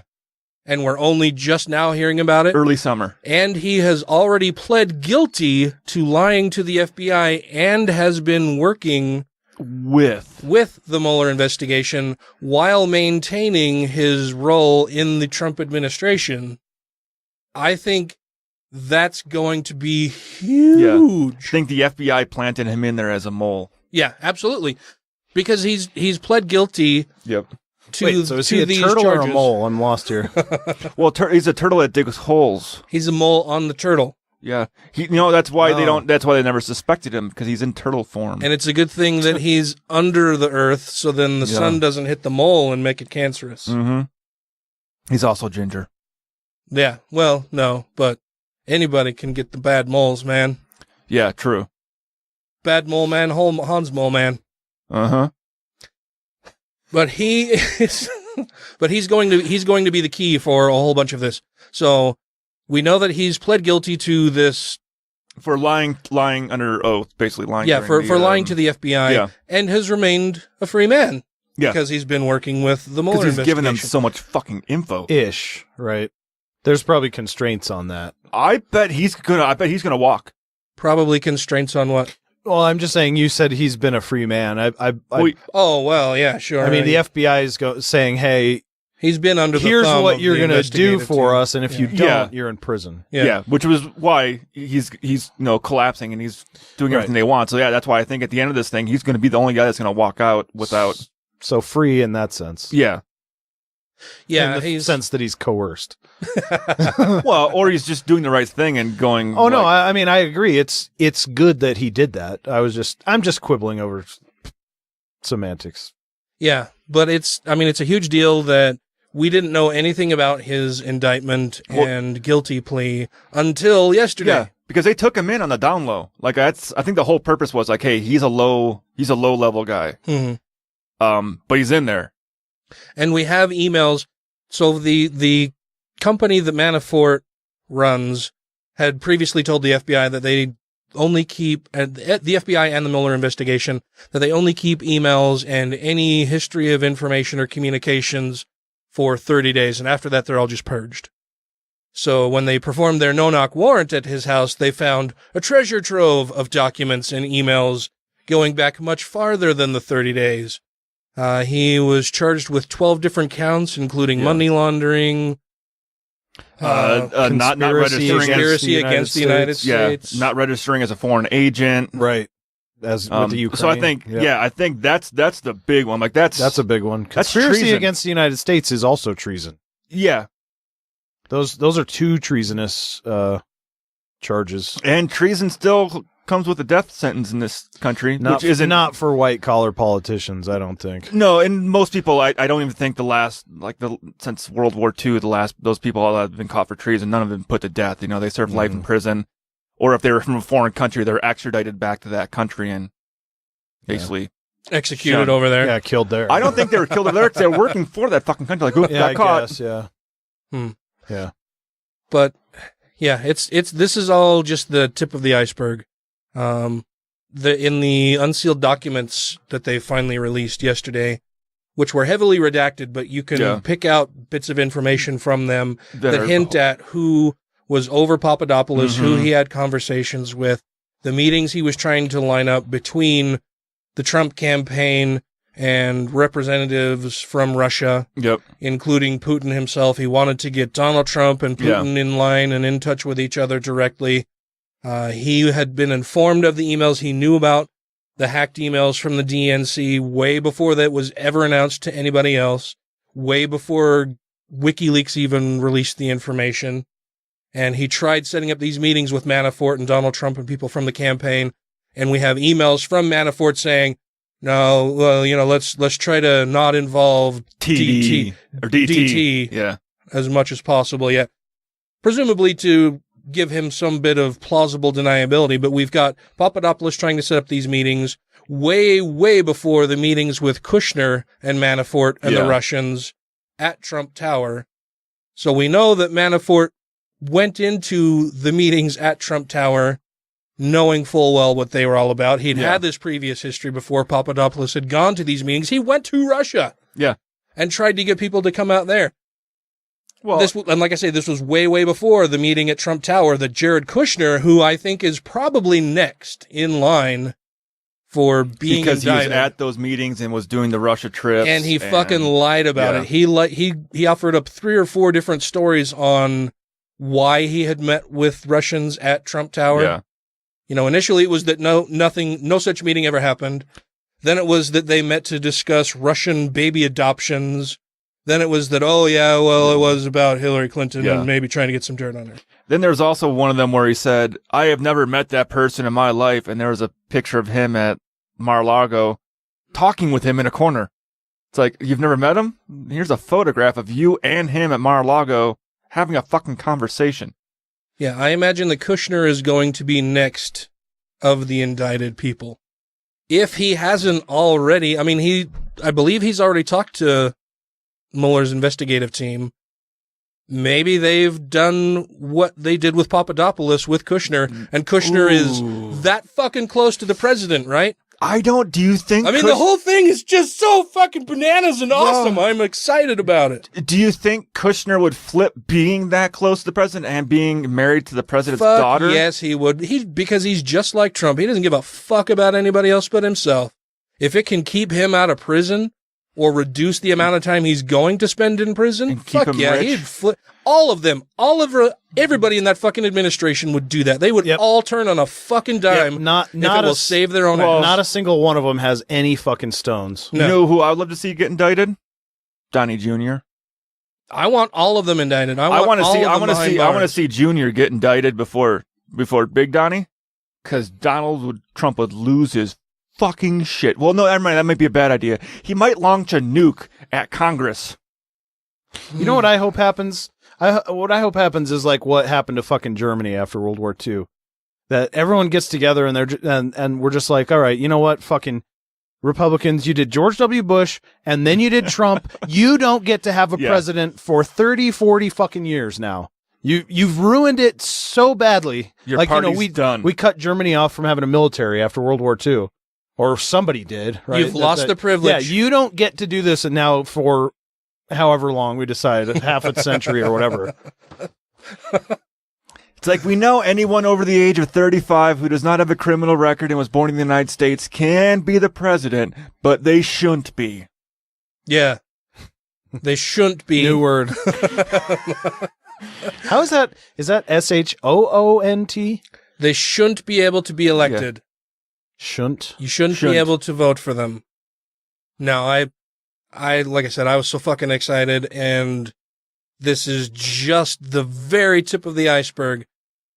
I know there are people who are hugely cynical about the whole thing, and I get it. I understand why people would be cynical that anybody's going to actually do any jail time, that anything will ever happen to anybody in the administration, really, because Donald will pardon them, or, the whole system is so corrupt that nothing will ever come of it. The entire system was that corrupt when Nixon was in office also. And if Donald goes down as well, he can't pardon anybody. True. And so they keep saying, is he going to pardon them? I thought you weren't able to actually pardon someone of a crime until they were convicted of the crime. No, I think they've talked about him being able to, basically pre-pardon people. Yeah, which is that what he can just confused say, me. If this person is ever accused of or found guilty of this particular crime, I'm going to just let that go. Well, it seems like a weird power that we gave the president. What's the purpose of even doing that? Because it just seems like so obviously corruption. What's the good side of it? And that's typically not how it's used, though. Right. No, I know. Everything Trump's doing is typical. Is new because we've never had, such a fucking idiot psychopath narcissist in the White House before that's so incompetent. But because I think a majority of the people that Obama pardoned were nonviolent drug charges, right? Like minor drug charges, 3-strike rule guys. Yeah, like this guy had 20 pounds of fucking heroin in his truck. No, this guy got busted for a few joints, 3rd strike rule. Yeah, he was a good, upstanding citizen before that. Just got some weed charges. There was no gun involved, nonviolent. Yeah, we'll pardon that guy. Mm-hmm. I thought there was someone political in there that he did pardon that was kind of people didn't like. Yeah, but I think it's more on the conservative side. People were like, "Oh, how dare he do that?" Yeah. But it was after the person was already convicted, which is the same thing with Arpaio. He was convicted, he just wasn't sentenced. Mm-hmm. So it got convicted of the crime, and then he pardoned him, and he just never got to the sentencing part. That's where I thought you had to be convicted in order to be pardoned. No. He can just offer a blanket immunity to people for stuff like that. That's nuts. Which is really weird. But isn't that also an admission to guilt in a way? An admission to guilt. Oh, if he just says, well, I know this guy fucked up, and I know there's some bad shit here. I'm going to pardon him so he doesn't fucking get out. It's just a witch hunt anyway, Ryan. It's all a bunch of non-burger issues. Yeah, he wouldn't have to say this guy fucked up. He could just say, I'm not going to let the failing Mueller and the fake FBI investigation and the crooked Hillary and crooked FBI to step in and hurt these innocent people. When they should be looking at the Democrats, they're focusing in the wrong area, so I'm not going to let them. Yeah, that's all. He's not going to say, this guy broke the law and he was protecting me and trying to help me collude with the Russians, so I'm going to pardon. That's not what he's going to fucking say. It's going to be the crooked media. Well, that's what he said. The biased media is on a witch hunt for this, and they're hurting innocent people, and I'm stepping in to save them. Yeah. That's what the first tweet he put out there was bashing on, this is all fake news. We should be talking about Hillary with the biggest news from the Dems this weekend. It's like, that news was from 2010. They're the ones who paid for the dossier. Well, he wasn't even talking about, he was talking about that, or the fucking uranium one deal this morning, or yesterday morning. It's like, that was anything he can to try to divert attention away from the man behind the curtain. That's also the only thing Fox News was talking about all day long, too. Oh, I'm sure. Yeah. Well, and on Sunday, it wasn't talking about the indictments that are coming down or anything. It's, and the dossier that Hillary Clinton is paid for, the Steele documents that we know are, uncorroborated, just a bunch of nonsense. Until they've been corroborated, which a lot of it has. Mm-hmm. Well, we've had Taylor Grin on the show before, and he sent us a link to the latest bit out on Grin and Barrett about the whole Trump stuff and the indictment and the Monday massacre. Which sorry, what I was going to say the Christmas in October. Mm-hmm. Oh yeah, that was definitely worth interrupting me for. No, I'm just kidding. I interrupted you. I'm just kidding. When Taylor was on, I just want to say the one thing that stuck with me was when he was talking about doing his Intel project, the Grin and Barrett website where he collects all the information you need and none of the information you don't. That's grinandbarrett.com. He did say while he was in studio that, I mean, he talked about all this other stuff and, you know, what was going on with the Mueller investigation and so on. But the one thing that he said was that Manafort is supremely fucked. Yeah. Yeah. And now that we know what's going on, Manafort is supremely fucked. Oh, yeah. So I just want to say Taylor called it. So if you're looking for verification or you want to be sure that the information you're getting is accurate, there's some proof or evidence right there that Grin and Barrett is a place to get that. Oh yeah, he loves politics and research news and research and stuff. So yeah, I mean, and he's good at it. Yeah, and he puts a lot of fucking thought and time and effort into it. But it's something that he loves doing too. So they published this earlier today. It's Mueller time. Yesterday was a huge event in the special investigation regarding the Trump campaign's alleged collusion. On Friday evening, CNN broke that the first charges had been filed in the investigation surrounding the campaign. The charges were sealed with plans to take anybody into custody as early as Monday. Early Monday morning, Trump's campaign manager, Paul Manafort, surrendered to the FBI and pleaded not guilty to the charges. The charges include money laundering, false official statements, and conspiracy against the United States. Rick Gates, an associate of Manafort, was included in the court document. Only a short time after, a plea document was made public from foreign advisor George Papadopoulos that detailed his involvement with coordination between campaign members and Russian interests. Papadopoulos, what was it? Papadopoulos? Had apparently pleaded guilty to lying to federal agents back on October 5th without anybody knowing and has been proactively cooperating since then. He had been arrested in late July at Dulles Airport. Some have speculated he may have attended meetings wearing a wire. Manafort's lawyer called the charges ridiculous, and a federal judge ordered Manafort and his lobbying partner Gates to house arrest on $10 million bond. Yeah. Manafort and Gates were ordered to turn in their passports as well. Former Trump campaign aide Carter Page said he probably discussed Russia in emails with fellow ex-staffer George Papadopoulos. In an interview on Monday, Page has no lawyer on retainer, and in past interviews with Chris Hayes, he has been similarly candid. The official response from the White House was to claim that these charges have nothing to do with Trump or the campaign, but rather that the real investigation is centered on Clinton, Uranium One, and Fusion GPS, all of which have been thoroughly debunked. Yeah. Which is that I've heard that narrative several times from conservatives that I still have on Facebook. That, well, look at this, all this investigation from Mueller, and all we found out is this crooked Hillary stuff. I'm like, no, none of this stuff that you're hearing about is coming from that fucking investigation.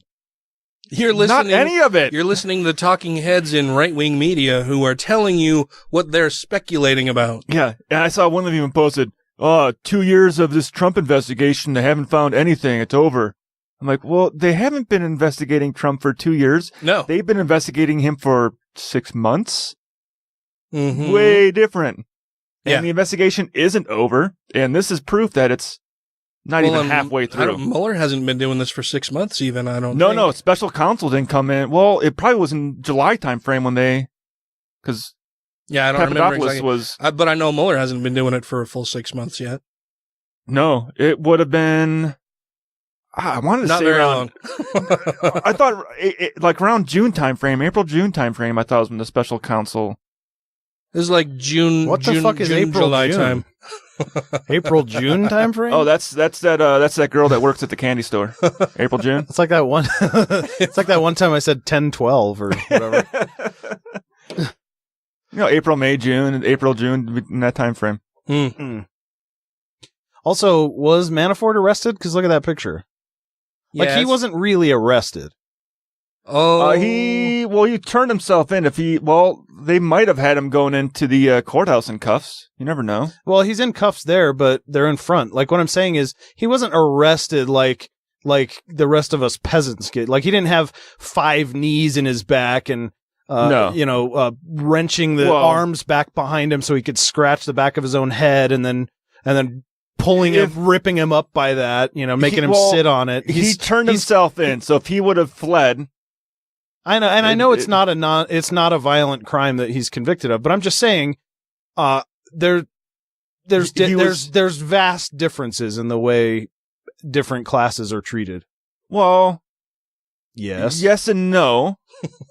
The answer is yes to that. Because I would say if that was a black politician and he was given the same right to turn himself in, and he turned himself in, they won't jump on his back and... Right, because he's in that class. Well, because he's a politician, which is different than if you're just, speeding or...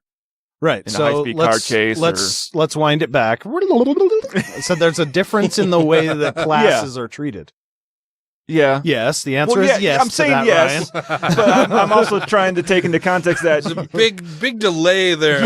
I think you don't get a subpoena to appear in court for speeding after you get pulled over, and then they ask for your shit. You can. Yeah, sure. Well, if you got traffic cams that catch you doing something. Sure. But if you get pulled over, it's not like the cop's going to go, okay, I saw that car, so let's send him a subpoena in the mail. So, no, they pull you over and give you a ticket. It's a totally different crime, I think, is what I'm trying to go with. Yeah, I already acknowledged that it's nonviolent, but...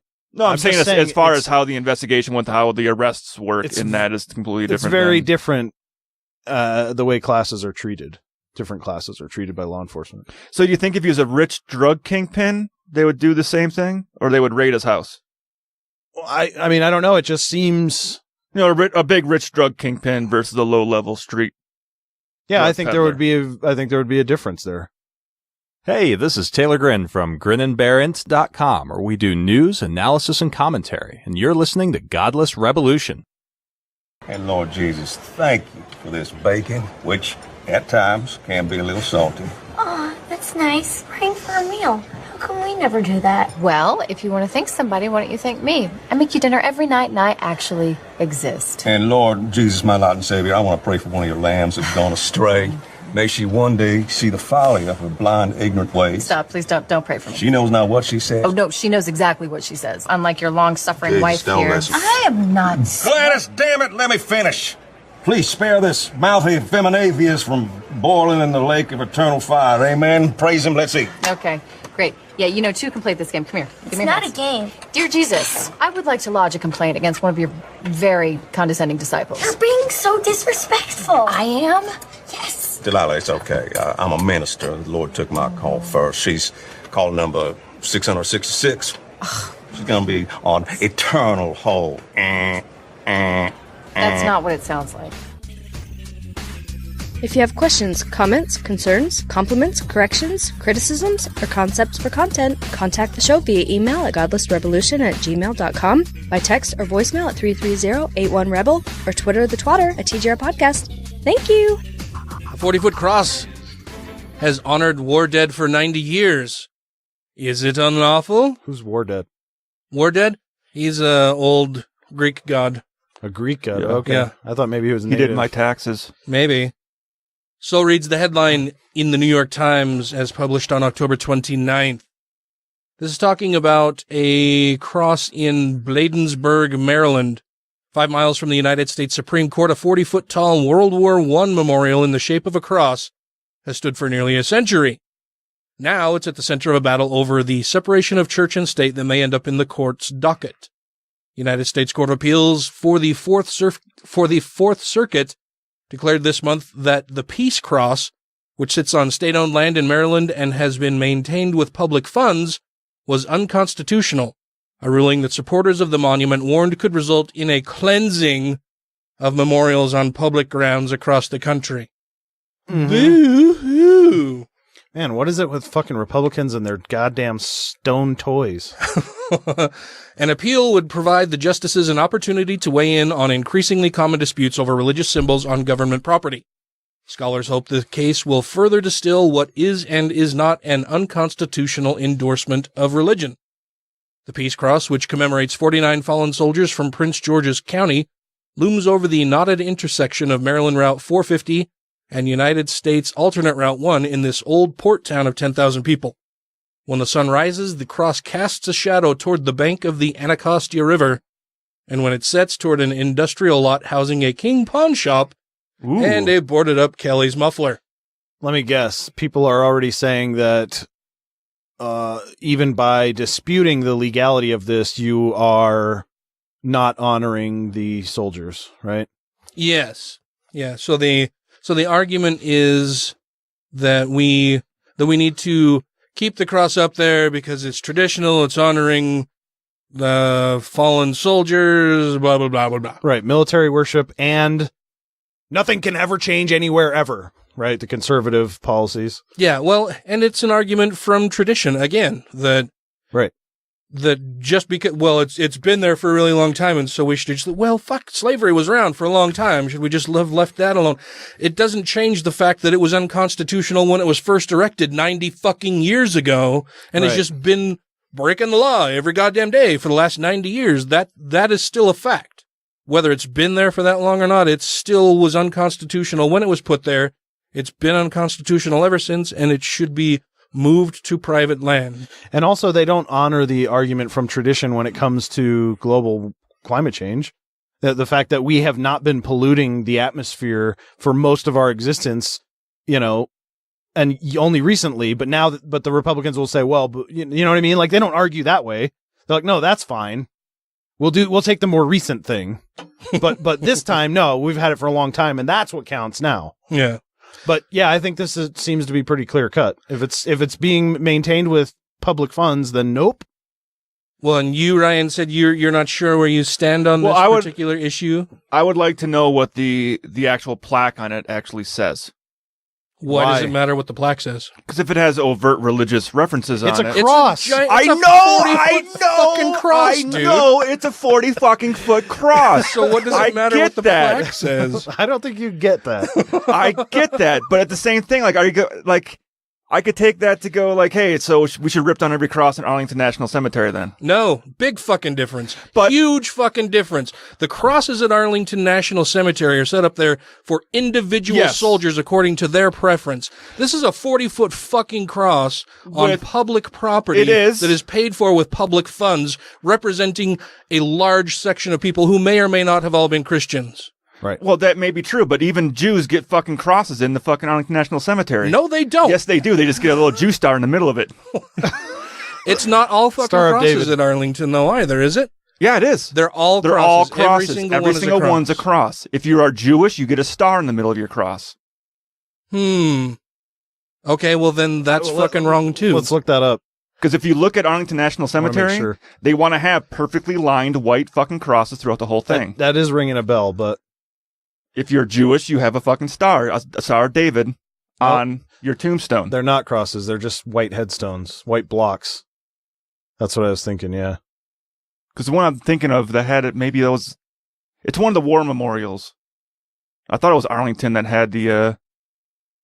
Arlington isn't all crosses. Oh, no. Yeah, they engrave it with your preference. Yeah. It's, you've got a bunch of crosses. I wasn't thinking... That's not Arlington. That's, the World War II one in fucking Normandy that does the crosses. So not even in this country? No, it's the American War Cemetery in Normandy that does the crosses. In Normandy? Yeah, for the people that died on the beaches in Normandy. Where do you think Normandy is? Well, it's in France.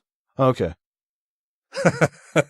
So Arlington does not have No, I was crosses. wrong. It was Normandy that I was thinking of. Yeah, I guess... Sometimes I don't always look at the crosses every single time having to be straight a religious. I know what you're fucking saying. I know it's a Christian fucking symbol. What am I saying? That since it's a Christian symbol, it is an endorsement of religion. Okay. But you're saying it's not always? I'm saying that it's a representation of, yes, the cross represents Jesus on the fucking cross. But it also represents a fucking, a tombstone wouldn't look too fucking pretty sitting there. I'll admit that. Where?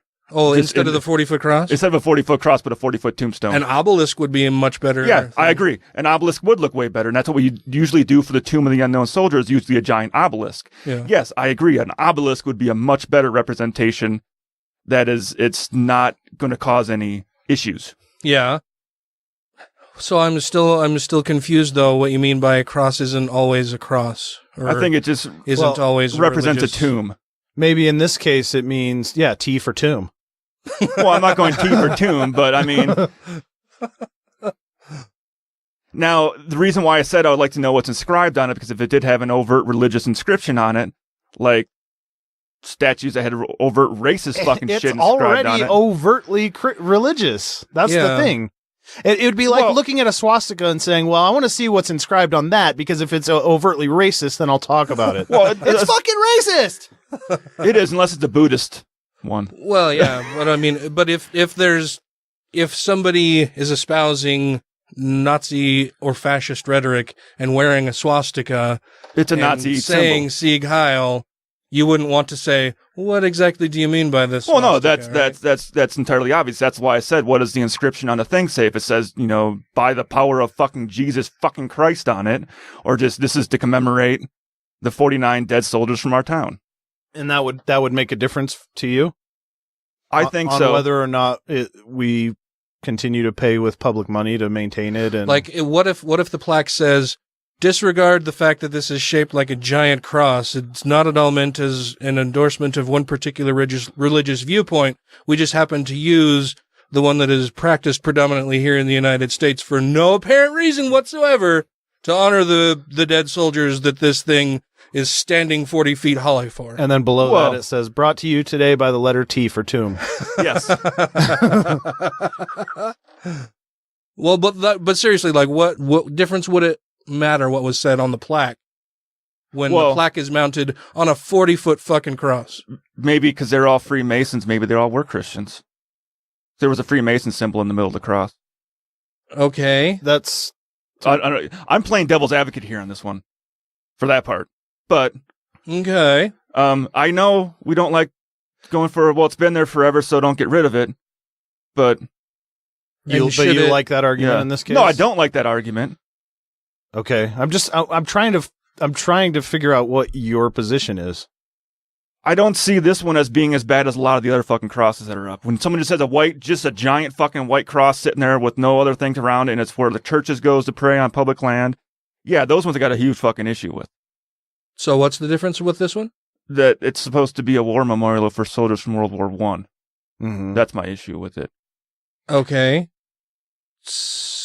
It's not like it's a church meeting spot that the public is having to pay for. Do you think that people don't go there and pray? But maybe family members do. But that doesn't even matter. It doesn't even matter what people are doing there. I wouldn't care if people were showing up and having a black mass underneath it, because it's a religious symbol that was erected with, I'm assuming, public funds, and is being maintained with public funds on public land. That's just not allowed. All right. I mean, if they want to cut the arms off it, and then there's just a stick, and it says all the same shit, and it's in the same place, and you haven't uprooted any fucking spirits or whatever they're worried about. But I don't know. It never should have been there in the first place. I guess in my head, I don't see as big of an issie with this one as some of the other crossed. And I don't know why. I don't know how. Yeah, I don't know why either. What the difference is. It just the military angle? Yeah. It might be for me because I'm military and I have a history of that. But yeah, that's why I said, it's a fucking for people from that town to commemorate people that died during World War I from their city. Well, they're making the same argument, though, for the Confederate flag, for statues to Confederate soldiers. Those are actual statues for the soldiers. Those are actual, but those ones were put up 200 years fucking after the war. This was put up 10 years after the war. Why does the timing of it matter? And because those were put up during the Jim Crow era when they're like, hey, fuck you. Black people, we're trying to pass all these laws, so we're going to put up a Confederate statue. This was put up before the Jim Crow era. In 1923, after World War I. Yeah, when it was still openly okay to say, fuck the Jews. Well, yeah, no, I'm saying that, but in the time constraints, they put this up after the soldiers died. Not like 200 years after the soldiers died. And if it's just a memorial for the people of this little town or whatever, like you said, then let them fucking pool their money together, buy a little plot of land, and erect whatever the fuck they want on it. But don't spend everybody's money putting it up and maintaining it. That's not what that's for. If a group of private citizens want to get together and collectively fund it, fine, do that. Okay, right? Yeah, and I guess one thing that I always find weird with some of these, the city's still going to have to maintain the area, no matter if it's there or not. On this one, it looks like because it's just all the flowers. Now what? Even if you take the cross down, they're going to have to maintain it? Well, the area, yeah. Oh, so what? So they're still spending money on that area no matter what. They're not putting up a new fucking cross. Yeah, but they don't have a symbol representing one particular brand of faith tradition in the United States, and maintaining the ground around that religious symbol. Right. Right. It could be. I know where you are. I feel differently about this one in a way, which I think that's the key. Feel. Well, yeah. Yeah. Yeah. It's the same way where, if there's a Civil War memorial up for the soldiers that died there, I have no problem with that.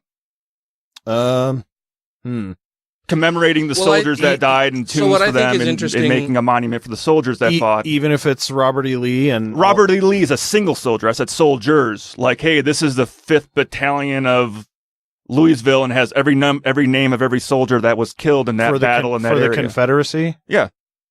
It's still a part of our American history. And if it's... the issue with this... That one's slightly trickier maybe, but this one seems to me to be pretty clear-cut.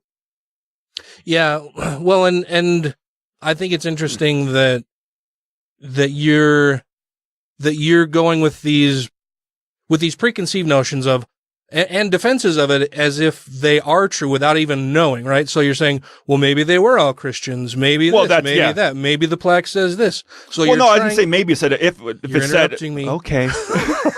So you're trying to make justifications and excuses for leaving it there because it's what you want versus finding out everything about it first and then saying whatever, right? Or just looking at it and going, well, no, clearly it's a religious symbol on public land being paid for with public funds, which is an unconstitutional thing. It shouldn't matter what it's for.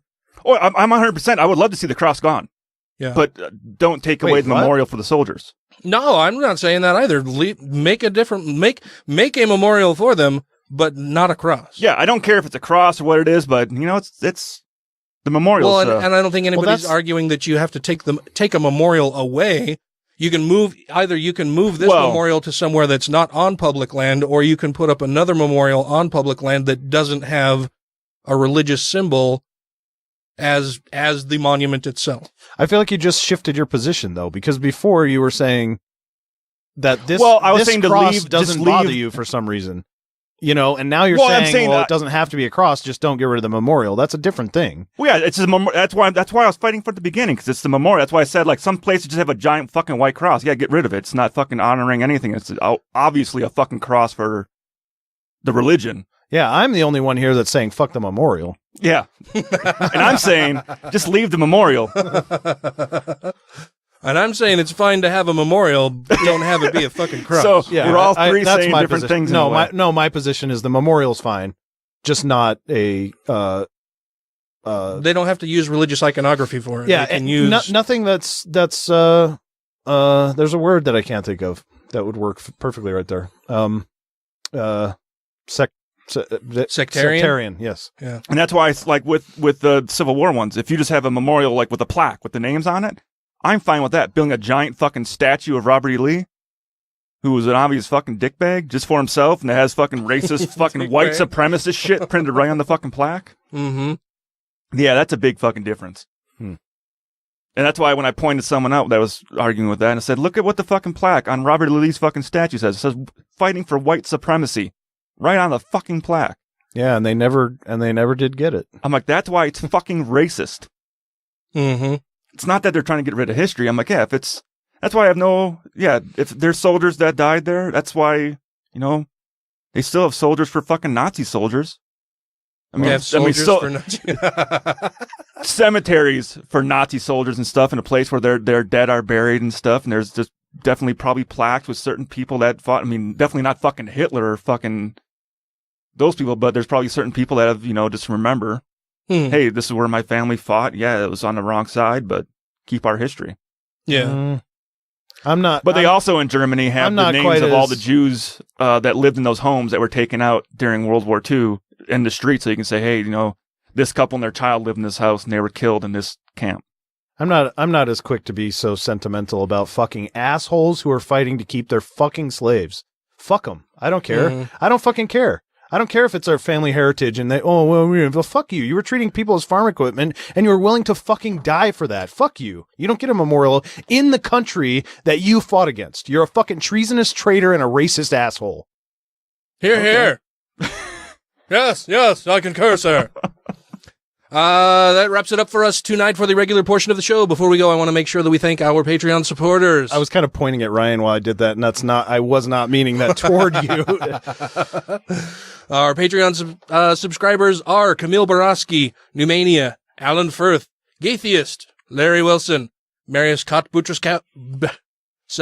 Marius sent a message Bertikowski? or posted how to a actually comment say our name? out on our Patreon site saying, the way you pronounce my name is okay and it would be fine even if you murdered it. So maybe I took that to heart and I was like, I'm really going to fuck it up this week.